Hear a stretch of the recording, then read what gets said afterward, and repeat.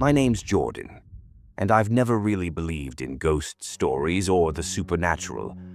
I've always been the kind of person who needs evidence, facts, logic, science.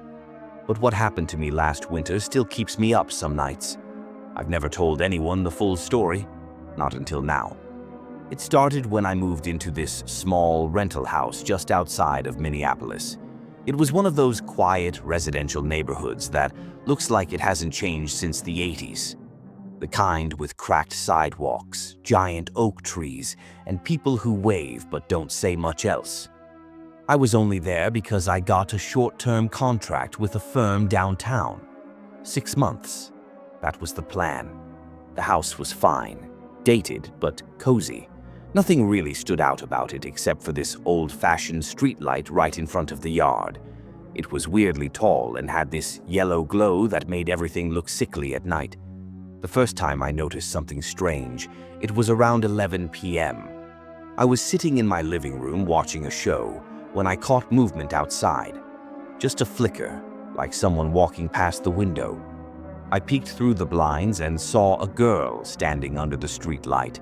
She was wearing a pale dress, too thin for the cold. I assumed she was drunk or lost. She just stood there facing the house, not moving, not swaying, just staring.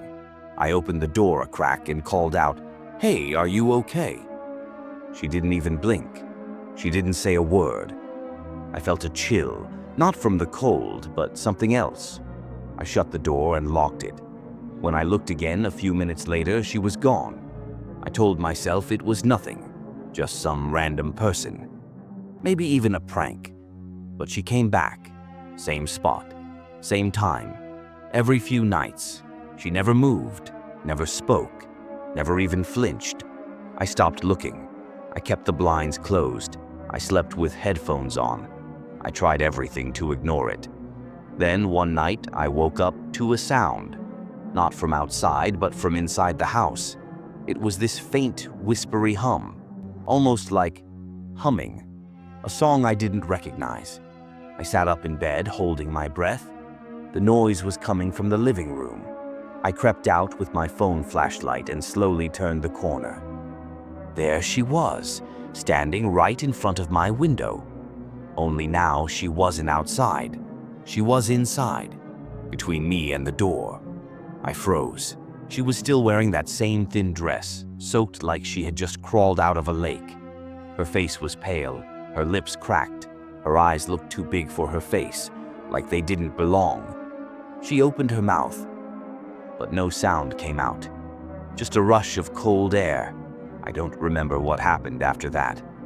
I must have blacked out or passed out or something, because I woke up on the floor a few hours later. The front door was wide open. The streetlight outside had gone out. I moved out the next day, broke my lease. Didn't care about the money. A few weeks later, I did some digging. The house used to belong to a single dad and his daughter. She drowned in the lake a mile down the road during a winter storm.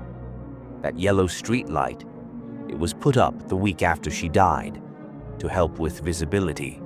They said her dad used to sit under it every night, hoping she'd come home. But he died 10 years ago.